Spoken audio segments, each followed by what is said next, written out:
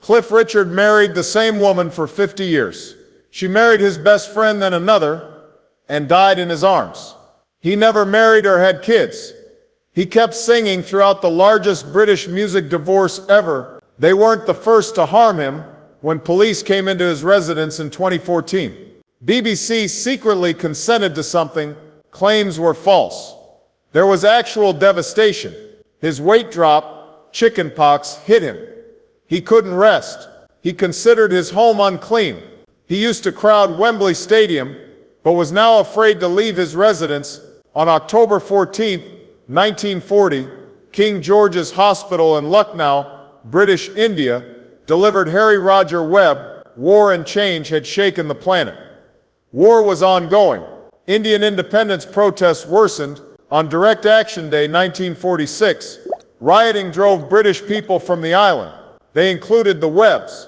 Harry's dad worked in the colonies, but by 1948, the empire was crumbling. They didn't drive or fly, so they took a slow-packed ship across the Indian Ocean. SS Ranchi was their raft. Many British families traveled it for 3 weeks, leaving their only home. In the heat, they were slaves. In the rain, they shared meals. English people were recovering from the war, and it was chilly. Finally, the Webbs moved into a tiny Carshalton, Surrey home. No more huge rooms and pleasant nights. The boy's tough start after comfort made him stronger. After that journey, he believes he must prove himself and grow this odd new existence. Harry Webb left soon after. Someone named Harry Grader X was watching. He handled brilliant individuals and saw trends. He advised Harry, "You need a rock-sounding name. Cliff, strong, British, Cliff-like. Richard, about wild American rock musician Little Richard, followed. Harry Webb was finished. There was birth. He changed more than his name. He altered British music. The song Move It debuted on August 29, 1958. The sound was raw, loud, and belligerent. Nothing matched the crisp pop of the moment. Cliff was 18 years young. When the song reached number 2 in the UK, it made waves. Teens in Britain finally had a rock star. He didn't imitate Americans. He was making something new. That music allowed everyone to arrive. The Stones, Beatles, etc. It wasn't simply music, it was insane. Britain went nuts when Cliff toured that year. Screaming, crying, and fainting girls. He stole the show, which upset boys. Large masses overwhelmed the security personnel. Like Elvis, it was insane. It happened in Leeds, London, and Manchester. This was unprecedented. Known as Cliff Panic, great for the press. The same happened. The insane worsened in 1959. Cliff freed Living Doll. Not wanting to do it, he found the music weak and false. "I disliked it," he informed his manager. However, the band altered it to a slow country hymn. The song topped the charts for 6 weeks and sold 770,000 copies. November brought a silver disc. By January, he had gold. Afterwards, brighten your journey. One more, plus 5 weeks. Together they sold over 1 million songs. That was unprecedented in Britain. Hollywood requested a meeting. Cliff starred in 1959's dark film, Serious Charge. Tone wasn't hilarious. Being gay, creating false allegations, and moral dilemmas were discussed. Cliff was 19 years young. Everyone was surprised when he joined. He appeared in Espresso Bongo, a music industry parody. A year later, he was more than a youthful hero in these scenes. It was his goal to do more than sing. Never before have British pop artists done that. Summer Vacation arrived. It premiered in London on January 10, 1963. Leicester Square held 3,000 fans. Cliff couldn't get out of his automobile. He didn't mind missing his debut that night. Before the movie hit cinemas, the soundtrack topped the UK albums chart. It was there 14 weeks straight. The next time, Bachelor Boy, Summer Holiday, The Shadows instrumental, and Foot Tapper were all #1 hits from the film. It was 1963's second biggest British box office blockbuster, after From Russia with Love.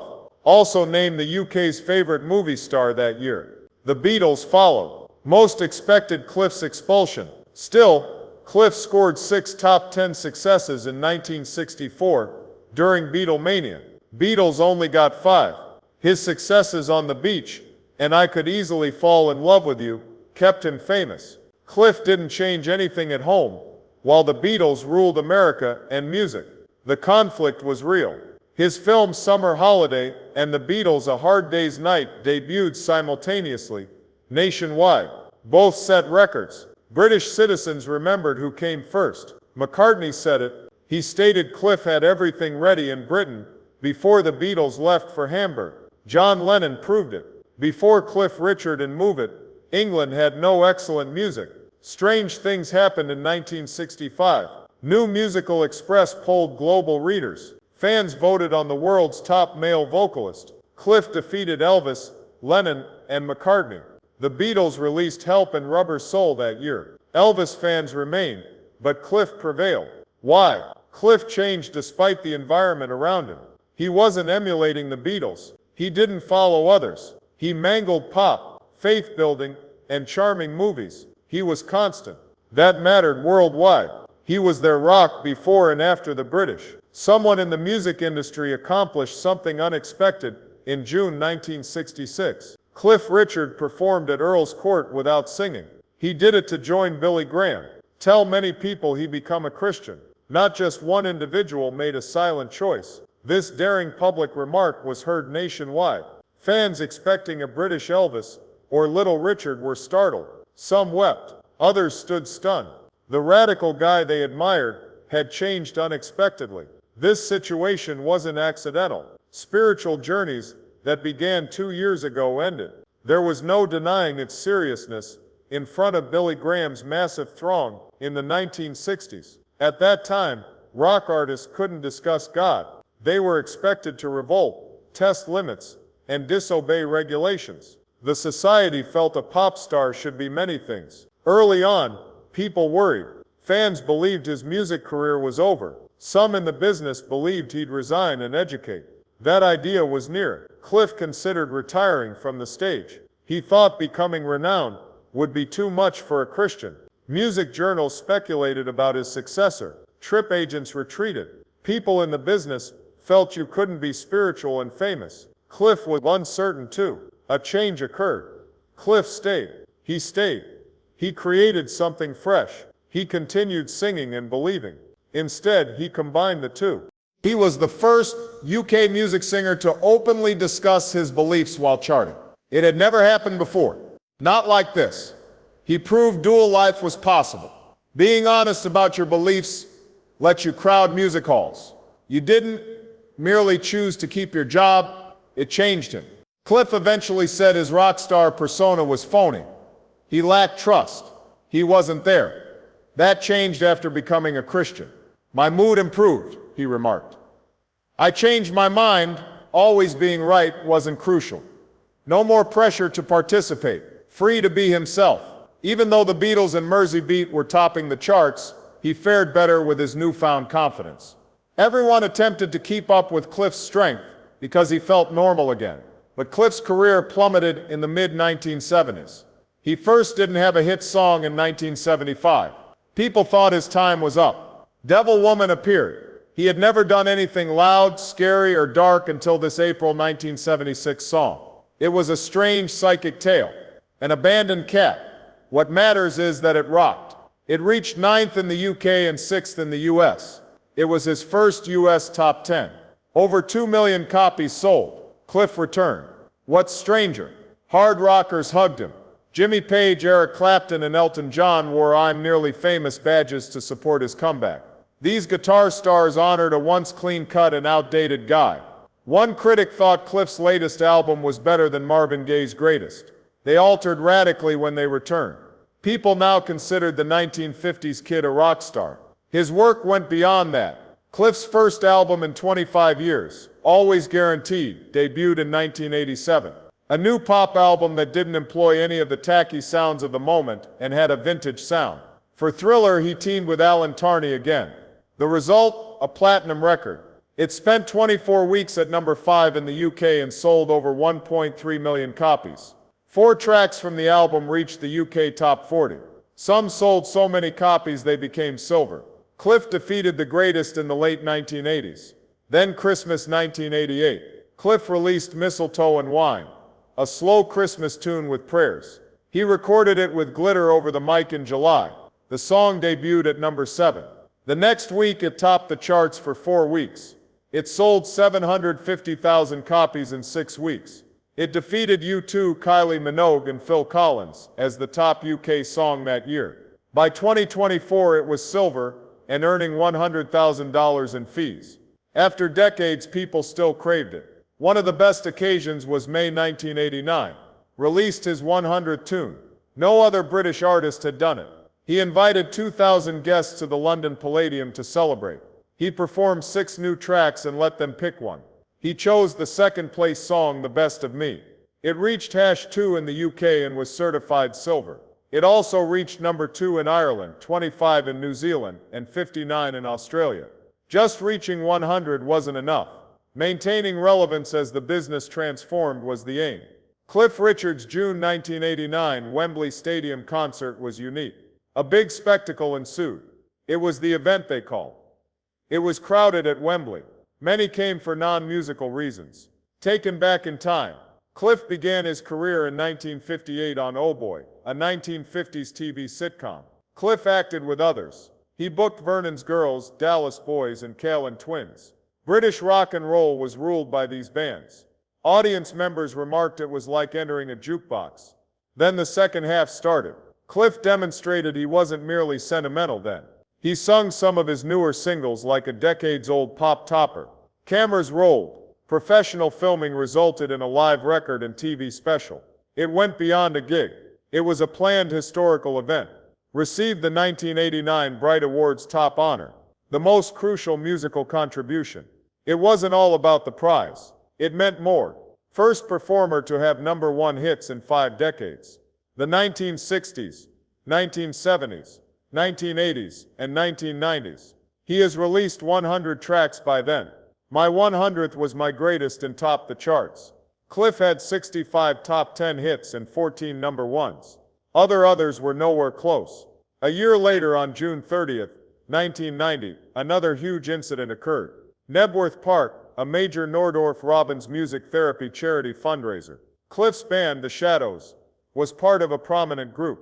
Genesis, McCartney, John Floyd, and Springsteen. Then Phil Collins took the stage. Tears for Fears began under heavy rain, but the crowd sang nevertheless. Cliff proven his worth again by joining rock's top stars. December 1990 arrived. New song Savior's Day. In October 1989, Chris Eaton wrote it. He informed Cliff in a Rolls Royce at a Christmas party. Cliff heard the recording in the car and stated, "This is a number 1. He was right. At chart entry on December 8th, it was number 6. It reached number 3 and 2 shortly. On December 23rd, it dethroned Ice Ice Baby as number 1. The video was shot in bright September near Dirtle Door in Swanage. It showed sweaty winter-dressed folks believing it was Christmas. However, the effect was spectacular. Speed was constant. Private Collection, 1979. 1988, Cliff's Finest Hits album was released then. It went platinum over 1.2 million times. His most successful record, Music Like We Don't Talk Anymore, which has sold over 5 million copies worldwide. Every British radio station mentioned him. Not simply a throwback. He outsold new pop performers. He ran a fast-moving company. After then, things got weird. Cliff released Millennium Prayer in 1999. Many radio stations disliked it. BBC Radio 2 didn't play it. It wasn't popular, they claimed. But they played Tina Turner and Cher. Cliff's age. Radio 1 had dropped the Beatles. Chris Evans of Virgin Radio called Cliff too elderly. DJs were prohibited from playing the tune. Fans were furious. Cliff's fan group protested outside the BBC. The corporate world seemed to have abandoned him. The miracle followed. The Millennium Prayer was successful without a huge corporation, airtime, or machine. Not a week, but 3. He had his 14th UK number 1 from November 28 to December 19, 1999. It was 40 years after his first. Fans bought many copies. It had ecclesiastical support. A protest, not simply a hit. Cliff avoided the regulations in the UK and elsewhere. The song reached #2 in Australia and NZ. Multiple European countries ranked it in the top 20. 3 nations rated it platinum. The song was enjoyed by individuals without radio play or promotion. Children's Promise charity made a lot of money. Cliff demonstrated that you might be successful, wealthy, and self-confident. Cliff's personal life had heartbreaking stories outside music.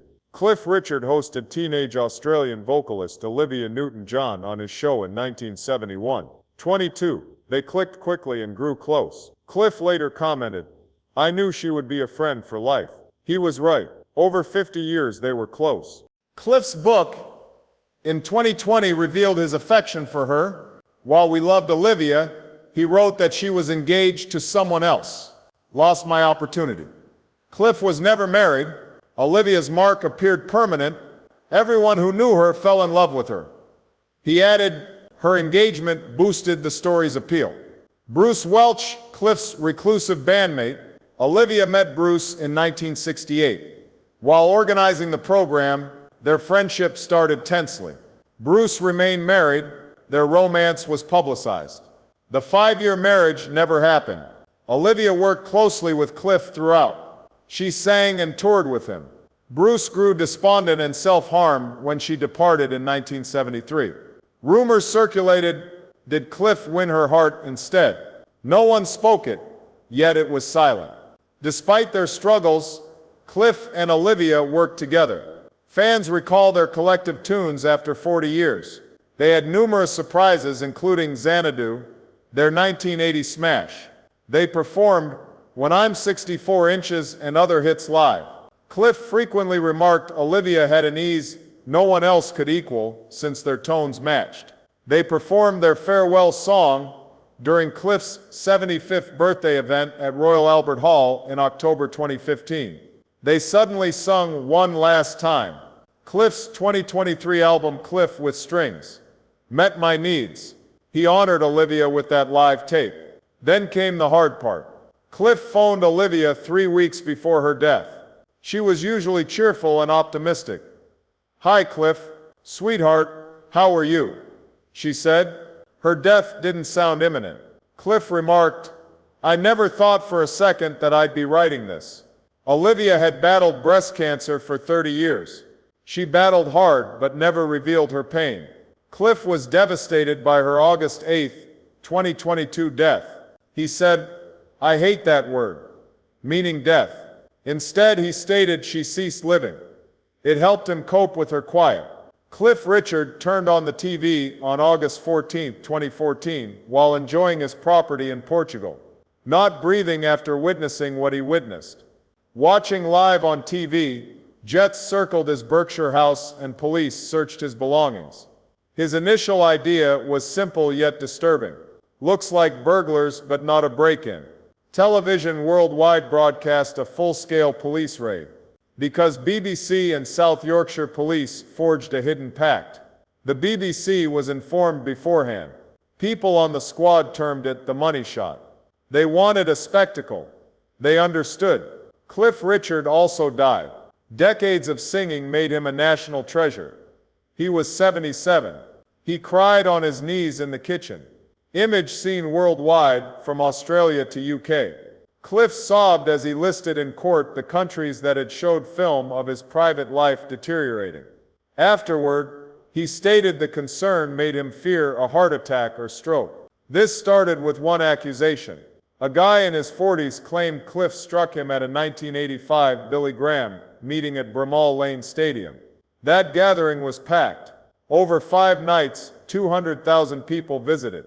Cliff supported his 1966 Christian cause alongside Graham on stage. The charge suddenly collapsed. He said the attack happened in a sports gear department. What's wrong? In 1985, that area didn't exist, and sporting equipment was stored elsewhere. This was investigated by police for 22 months. They ignored what their own officers who guarded Cliff that night and were with him the whole time claimed. They weren't even spoken to. Study completion took about 2 years. Cost taxpayers $800,000 without charges. Not one thing. But the damage was done. The BBC submitted a Scoop of the Year submission after the live raid and innumerable news articles. The presenter entered Cliff's raid film into an award contest. While he was pro, that judgment earned the BBC $20,000 more in damages. The court found it impolite and humiliating. Behind the scenes, fatalities increased. Cliff later admitted to depression. He sometimes had difficulty sleeping. He occasionally had trouble raising his arms. He had shingles. His weight dropped. Tiredness caused him to fall. He no longer felt safe at home. He struggled to release a single or promote his book. All halted. People regarded him as a narrative, not a person. One of the oddest moments ever followed. After the raid, a guy tried to steal Cliff's money. He said they owed him and threatened to lie if they didn't pay. Police took the man's initial sex abuse accusation seriously, even though he was caught. Cliff was a victim even if someone used the raid to compel him to pay. South Yorkshire police paid Cliff $400,000 after admitting notifying the BBC about their actions was unlawful. They apologized publicly. Being sorry and receiving a huge compensation do not remove the anguish inflicted, nor do judicial awards. They succeeded. After paying Cliff $2 million in damages, the BBC had to pay attorneys' expenses. Cliff disliked how the attorneys drafted their judgment. The CPS claimed there wasn't enough evidence to prosecute. That wasn't enough for Cliff. He wanted it recorded. There was no proof whatsoever. His biggest fear was that shadow of uncertainty, that something may still be there. After his acquittal, he broke down again in court saying, "I feel like the BBC, not the police, has smeared me." Notwithstanding his innocence, his prominent profile made it impossible for him to face people in the eye, he told MPs. No matter what, harm was done. People were constantly intrigued. He had every reason to think so. On the top pages, his name was everywhere. Police exposed his face as they removed worthless evidence. He summarized his life in one raid and tale. A media show occurred. He defeated the BBC in July 2018. The judge found that the BBC had significantly and sensationalistically violated Cliff's privacy. British media couldn't report police cases the same after that judgment. Cliff never just wanted to win. Getting through, about convincing everyone it wasn't luck. It was wrong. Never got those 2 years back. It was always in the news, people stared at him, and he felt that his name, no matter how pure, had a shadow.